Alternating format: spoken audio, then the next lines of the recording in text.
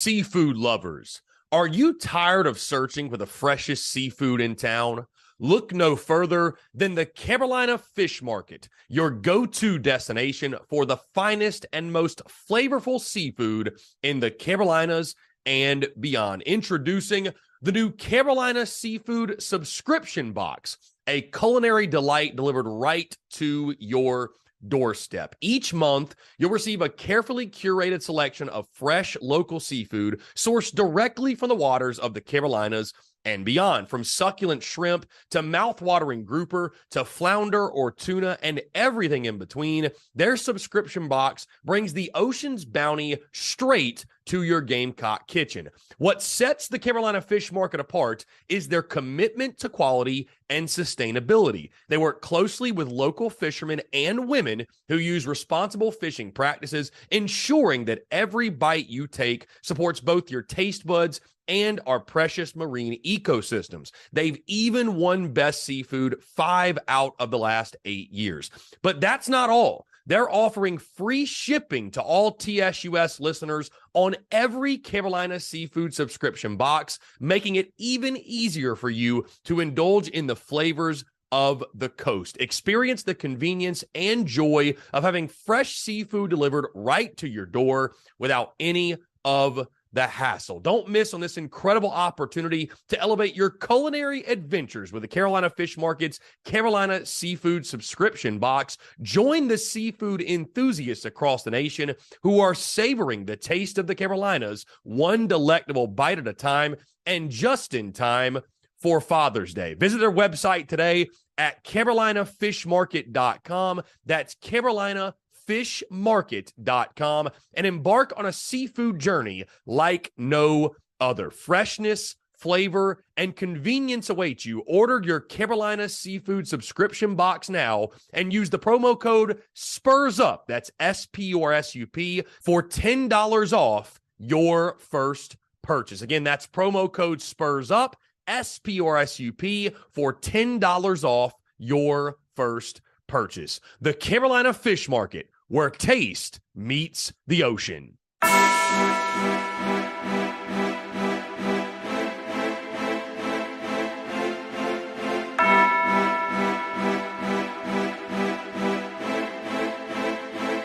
Muscle doggy ho.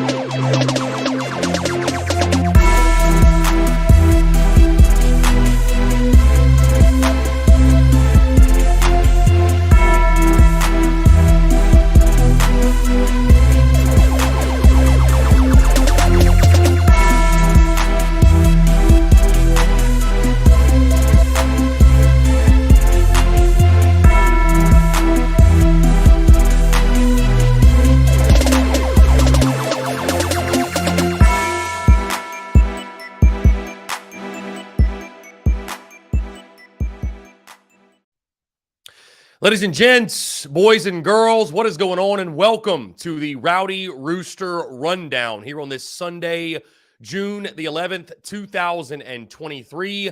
Thank you so much to all those tuned in via YouTube and, of course, those listening via podcast. Thank y'all so much as well. We got a lot to get into, a lot to discuss as South Carolina's baseball season has officially come to an end in the Gainesville Super Regional as the Yardcocks drop both games by final scores of 5-4 and 4-0, respectively. Again, guys, I see each and every single one of you tuning in. We will take your listener questions at the end of this show, so be sure throughout the show to leave your questions, and we'll get into all of those at the very end. Also, guys, of course, we had some breaking news happen just about 20 minutes or so ago, which we'll talk about. Michael Braswell has entered the transfer portal. I'll touch on that. Again, a lot to get into and discuss here on what feels like a bit of a therapy Sunday, which will carry into a therapy Monday and a therapy week. Because, you know, guys,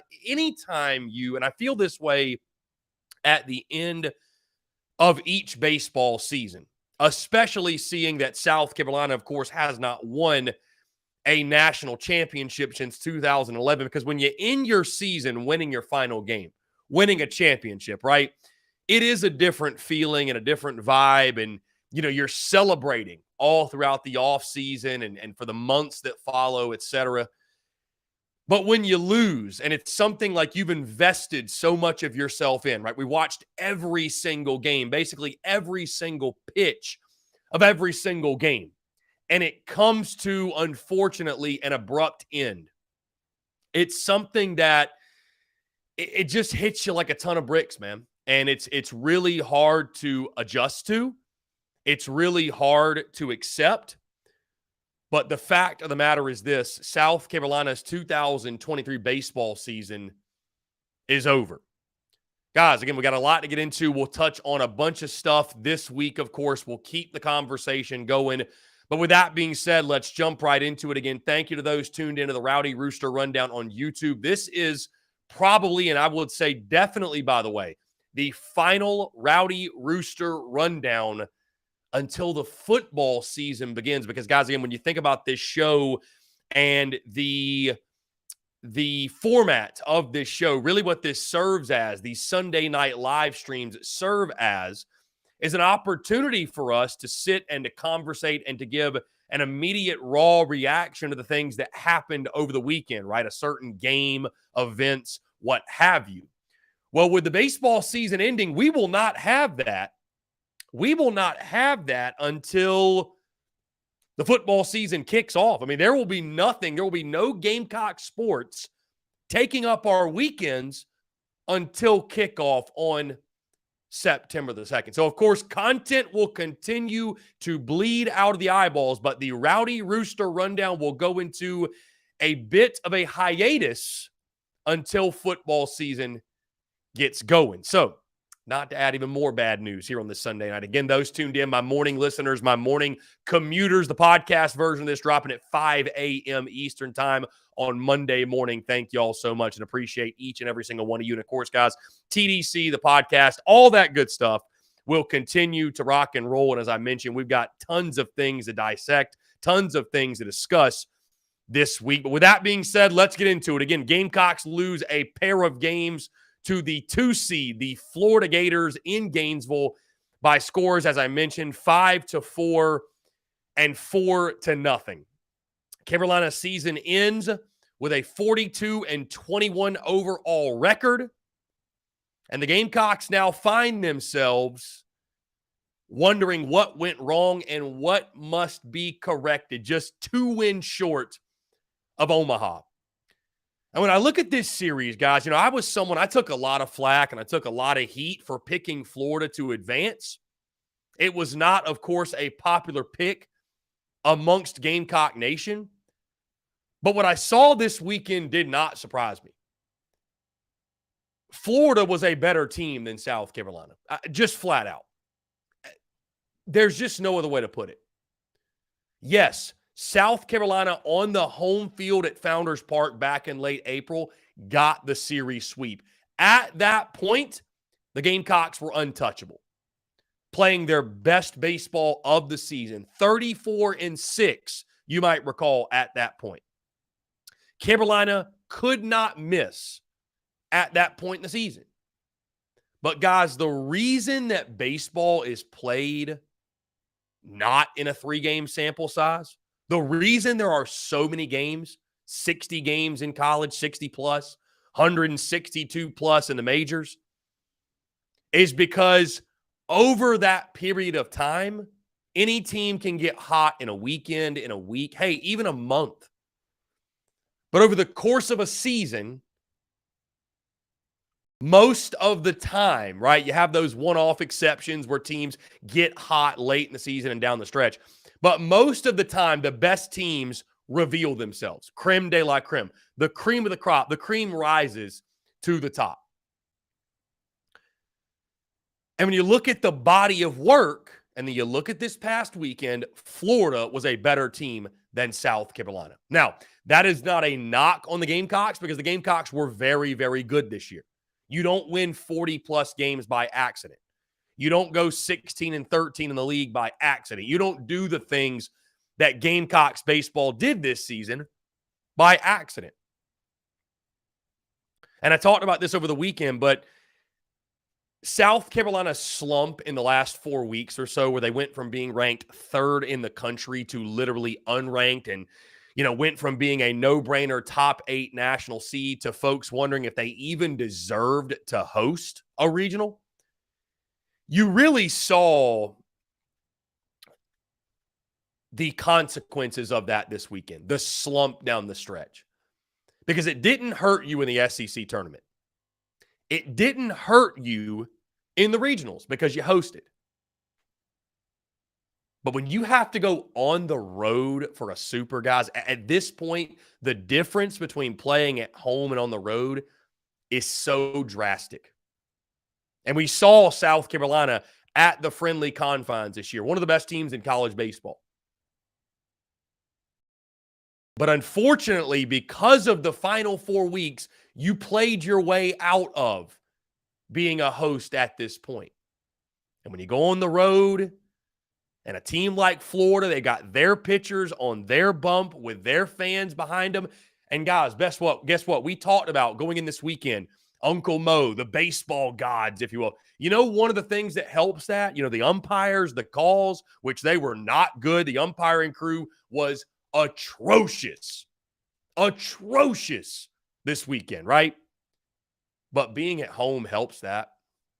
Being at home, it seems like you get more of those calls. Being at home, it seems like things go your way more often. And so South Carolina, they didn't feel the effects of fumbling down the stretch in the SEC tournament. They didn't feel the effects in the regional. They paid the price dearly in the supers. And Florida's a team, again, South Carolina took advantage of it, Founders Park. But their pitchers on their ballpark, Florida was just a better team. Just flat out, the better team won that super regional. And that's taken nothing away from South Carolina because South Carolina was very good this year. But when you get guys like Brandon Sproat and Hurston Waldrop, and those guys did not throw well against South Carolina the first go-around, then you factor in that Florida added Brandon Neely, their closer, who did not throw in that first series. And you got a bunch of Gators hitters who are swinging it on their home field. Guys, you get the results we saw this past weekend.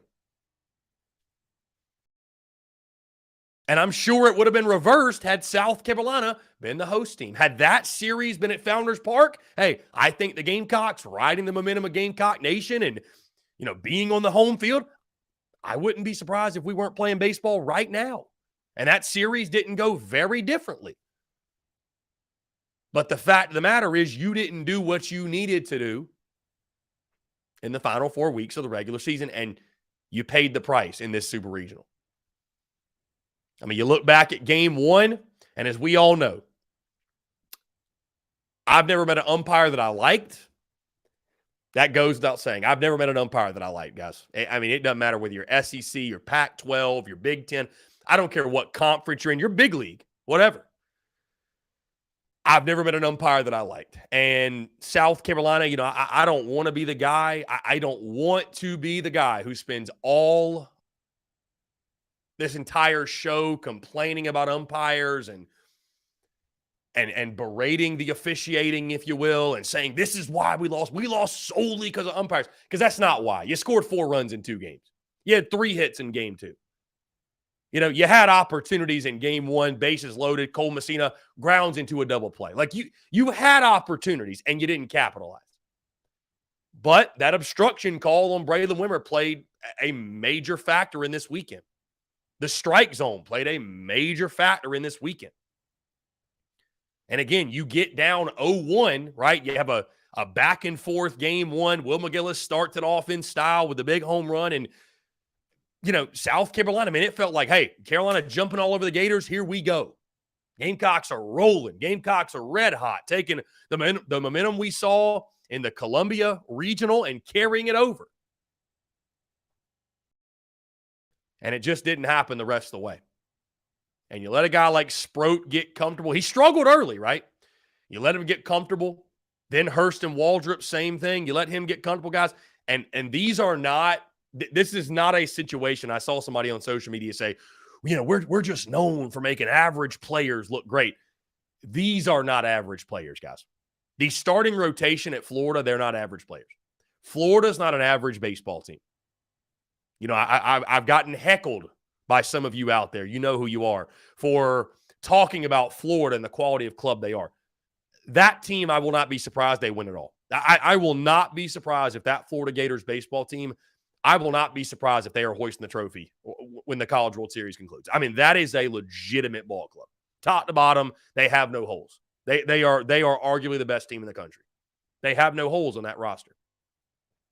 And so South Carolina going on the road was going to have to play damn near perfect baseball. You had to get elite pitching across the board, and your hitters were probably going to have their best performance they had all season. And it just didn't happen, man. And it just didn't happen. And again, guys with exploding sliders and 100-mile-an-hour fastballs and wicked changeups and just wicked stuff across the board, and they're on their home field, and you just got beat. There's no other way to put it, man.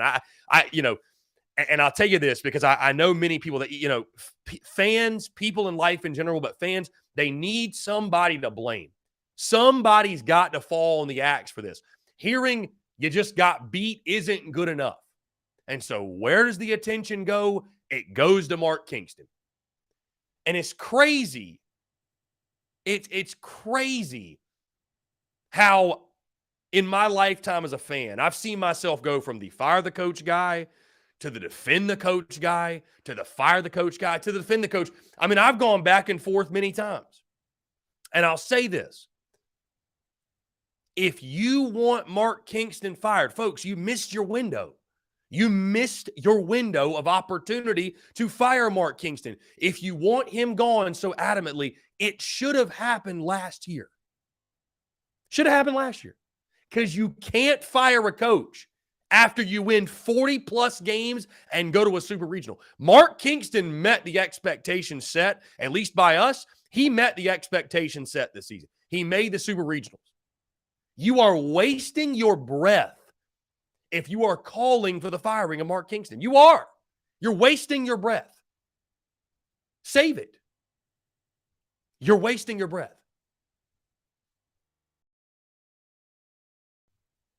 Mark Kingston earned his way back in 2024. Bottom line, end of story, end of discussion. Did the season end how anyone wanted it to? No, it didn't. But Mark Kingston is not getting fired after going to a super regional and guiding Gamecocks baseball to a 40-plus win season. It's just not happening. And I'll say this, admittedly, transparently, do I think Mark Kingston is the guy for South Carolina long-term to get them to Omaha and to win a national championship? Admittedly, transparently, probably not. I don't think so necessarily. I think there are still real issues and real concerns swinging the bat, and the bat's going ice cold. And I'll take you back to a conversation I had last year. One of the all-time greats at South Carolina, back-to-back national champion, and I won't say his name on air, But he told me specifically, he said, Chris, listen, I think Mark Kingston's a guy that, this is South Carolina. We're going to pull in talent. We're going to get great players, and we're going to have solid clubs. But as long as Mark Kingston is there, Carolina baseball, it's not going to be what we had it at. It's not going to be the Carolina baseball of old. And we're going to talk about this week on the show, by the way, because maybe that's an unfair expectation. Maybe that's an unfair standard. You're not going to Omaha every year. You're just not doing it. Now, we all want it. We all want Omaha. This is a fan base starving for Omaha, and we will talk about expectations for 2024 for Mark Kingston and company at some point, because Omaha needs to happen, and it needs to happen soon, right? But if you're talking about Kingston's job right now, you just, guys, you don't fire a coach after a super regional appearance and 40-plus wins. And if you do, good luck getting a coach to come into a school where coaches are getting fired after that type of season, because nobody is going to want to work under those conditions. No great coach is. They're going to look at South Carolina and say, wow, they're firing coaches after supers. Those expectations are unreasonable. I'm setting myself up for failure. Will that fan base even be patient with me while I build a ball club and I build a roster and I build a program? Good luck. I mean, you might be able to get Landon Powell to come because it's his dream job, but that's about it.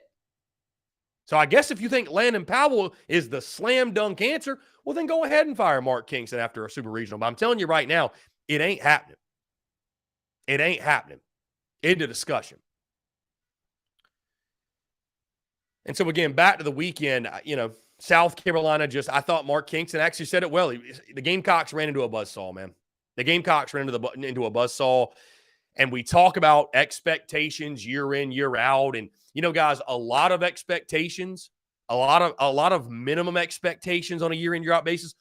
And how far you go in the postseason. I mean, guys, a lot of it depends on matchups. And a lot of it is luck. Like, if you're not a top 8 national seed, a lot of it depends on luck, right? God, I hope we don't get paired up with this team. I hope we get paired up with this team. I mean, all due respect to them. Man, how great would it have been if South Carolina would have gotten paired up with Indiana State? How great would that have been? Because guess what? They couldn't have hosted the Super. It would have been in Columbia. Guess what? I would take the Gamecocks to take out Indiana State in a 3-game series in Columbia. Give me South Carolina all day. But the Gamecocks didn't get Indiana State. They didn't get Southern Miss. Guess who they got? They got Florida. One of the best teams in college baseball. And Florida, at the end of the day, is a better team than South Carolina, and they're a better team than a lot of other people out there.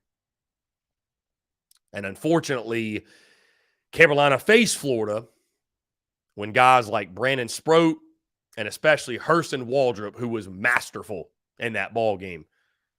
When those guys are on and they're on their game and they're throwing their best, I mean, guys, there's not a team out there that would have beaten Hurston Waldrop on Saturday afternoon.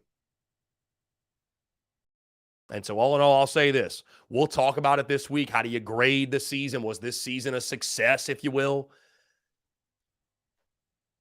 But when you factor in the preseason expectations and sort of the feelings around Gamecocks baseball and being a year removed from a below 500 season, hey, I was all over Mark Kingston at this point last year, but he earned his way back. And just because you went to Gainesville, I don't think you can hang your head and say, the season's a failure. I don't think you can say that after going to Gainesville and playing one of the best teams in college baseball and unfortunately falling short. But you got to find more sticks. You got to find a way to be more consistent swinging the bat, and that'll be the big question mark and the thing to answer over the course of the offseason. Guys, let's get into our Gainesville Super Regional MVP Award. And yes, we do have a winner. I do this win or lose. Our Series MVP award, it goes to Will McGillis, who was the one Gamecocks hitter that I thought was really good all weekend 4 for 9, hit 444 on the weekend, 2 home runs and 3 RBI. Of course, both home runs coming in game 1. I mean, he single-handedly tried to carry South Carolina to that game 1 victory, and of course, unfortunately fell up short. But McGillis was fantastic. He was my key player of the weekend, and he balled out, but it unfortunately just was not enough. Let's move into Slapdick of the weekend. And I tell you, the low-hanging fruit is the umpiring crew. I know that's where you guys will all go, and I understand that, and I don't blame you for anointing them with that title. My Slapdick of the weekend, though, that Florida fan behind home plate, I saw way too much of him on my TV this weekend. And y'all know who I'm talking about. The guy that had the glasses on. First game, he had no hat on. Second game, I think he had a hat. Kind of a bigger dude, glasses. Did the suck it motion to Dylan Brewer after he struck out. This dude was all over the TV. Vandy's got the Vandy Whistler. Arkansas's got their group of folks. Florida has this guy. I don't know who this guy is, but Florida's got him. So, Slapdick of the weekend, the Florida guy behind home plate. I can go the rest of my life without seeing this guy on my television. Let's get into who's hot, who's not. Who's hot? We'll give it to Ethan Petrie. He was really good down the stretch, and this weekend went 3 for 7, 1 walk. I thought he was solid. Who's not? The combination of anyone who played center field this weekend or hit in that slot, Will Tippett and Carson Hornung. They went a combined 0 for 6 with 5 strikeouts. Was not a great weekend for the bottom of the lineup as a whole, by the way. What's next, guys? Of course, the season has concluded. Gamecocks finished 42-21 overall. We'll get into our postseason report card this week, our postseason award show. We'll also talk some other things, including, for example, what must South Carolina do? What must they upgrade in order to make a run at Omaha next season? What are the year-in, year-out expectations for Gamecocks baseball, and also just expectations for Gamecocks baseball as a whole, and some other things as well. And we'll put a bow officially on the 2023 baseball season during this week. But like I mentioned at the top of the show, guys, it's always sad when a season ends.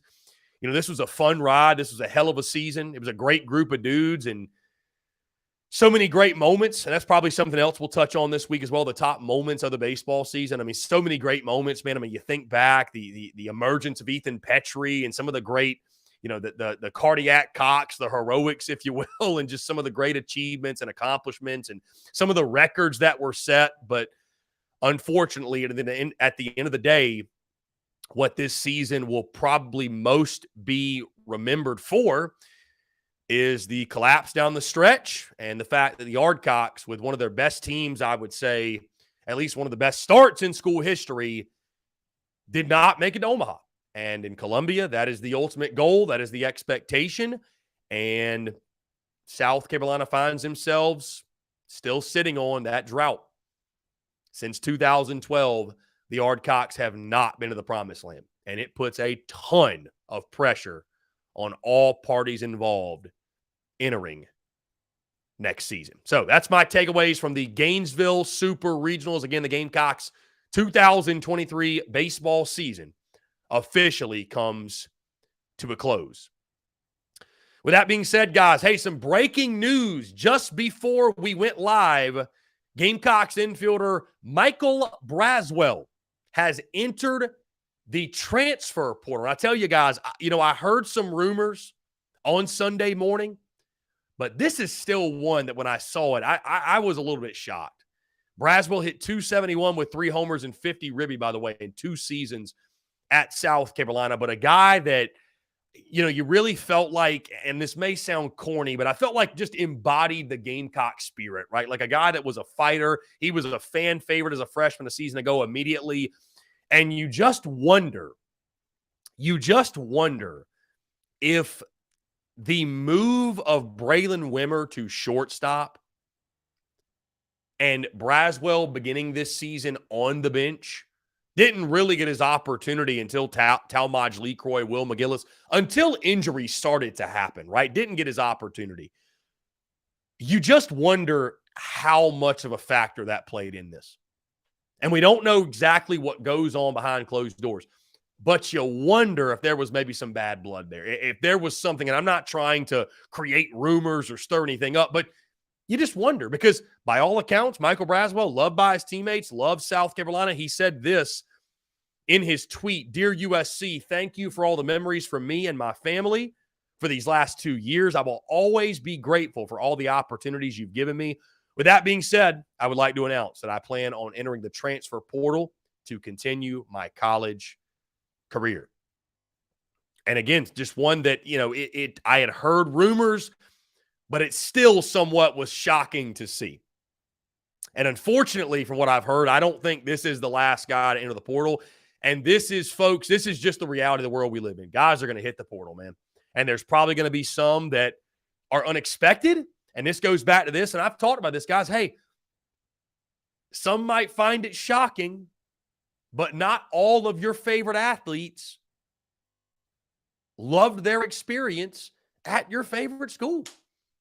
And back in the day, guys had to kind of just stick it out.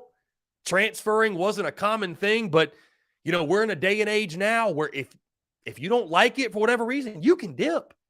You can exit. You can leave. You don't have to tough it out. Guys don't have to tough it out anymore. And I'm not trying to say that's what that Braswell situation is. I have no idea. But I think for him to enter the portal as quickly as he did, not even 24 hours after the end of the season, guys, I think this is something that was predetermined. This is something he's known for weeks or months or however long he's known it. But Michael Braswell made this decision quickly. He made it swiftly. And now the Gamecocks will kind of brace for impact and just see who else, if there are others, will enter the portal. That being said, let's jump into your listener questions, guys, as we close out the Rowdy Rooster Rundown. Let's see. Looks like Panic Ritter is in peak form. Austin Gregory says, a baseball locker room has no room for jealousy or bad blood. So if the rumors are true, Braswell did the right thing, and I wish him the best elsewhere except Clemson. Panic Ritter said, here we go again, players transferring. Kingston again. Let's get back into early in the show. Brian Dean said that ump was terrible yesterday. Mahoney pitches were well within the strike zone. He didn't get the calls. You're right, Brian. The umps were terrible. I'm not disagreeing with you, man. The umps were terrible. When you have to go on the road and play at their ballpark, Brian, a lot of times we know it. We've seen it. That's something you got to overcome. Let's see. Brian Dean says, had we not had so many injuries, Columbia may have been the host spot for the Super Regionals. That may be the case. It's hard to explain the injuries. And like I said, Brian, I'm going to go into deep detail this week of what I think South Carolina needs to do. What are they missing? What's holding the Yardcocks back from being truly, I think, an elite and an Omaha caliber club? We'll talk about that this week. Austin Gregory says, Brazzy might have felt some type of way about what happened earlier in the year. However, to be fair, we were better then. Not saying Brazzy hurt the team at all. He contributed, just pointing that out. That was our best nine, Austin. That was on the field early in the season, and Braswell was unfortunately the odd man out. And you're right. He may have just taken it personally. If he did, that's unfortunate. But the reality is this. That was our best nine, right? With that being said, Michael Braswell helped this team this year. Michael Braswell helps this team win. He makes this ball club better, in my opinion. And it's a shame to see him go. Austin also says Kingston accomplished what he needed to keep his job and said, screw overachieving. All jokes. I know Kingston tried his best. Wouldn't have been the team we were this year if he didn't. Of course. Tripp just says pain. I hear you, my friend. Brian Dean says Messina and Petrie will be back. No doubt. They will be our leaders. They will be our leaders for sure. Joseph says, man, I'm heartbroken about McGillis being gone. Yeah, he had 1 year. It's unfortunate. Brian Dean, is Costas coming back? I have heard that he will. Joseph says, was hosting a regional a curse in disguise? Because we would have beaten most of these other teams. Joseph, with South Carolina, I don't think so, Joseph, because here's the thing. I think if the Gamecocks were a 2 seed, they probably still would have been a 2 seed in the 15 or the 16s. I think either way, they would have had to play one of these top teams, right? I think they would have had to play one of these top teams. Chris Gray says South Carolina is a Jekyll and Hyde team.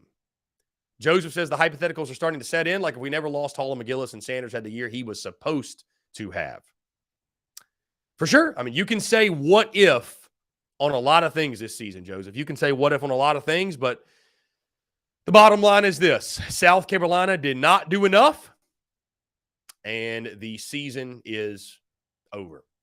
And it was one hell of a ride, man. And this was a season we will not forget anytime soon. And I think the Gamecocks, guys, realistically, I think South Carolina did lay a solid foundation this year to take the next step this year. Or take the next step next year.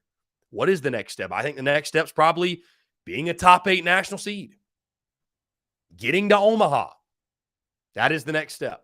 This is too good of a program to have a decade-plus long drought of not going to Omaha. It's just too good of a program, man. Too good of a program. Guys, that being said, that's going to do all for me. Hey, appreciate you all tuning in. Thank you all so much to those who tuned into the Rowdy Rooster Rundown on YouTube. All of those listening via podcast. Thank you all so much, and stay tuned all week for all of the content. It is content bleeding out of the eyeballs this week. Guys, appreciate you all tuning in. Thank you all so much. Y'all have a great night or have a great day, and we will talk to you all soon.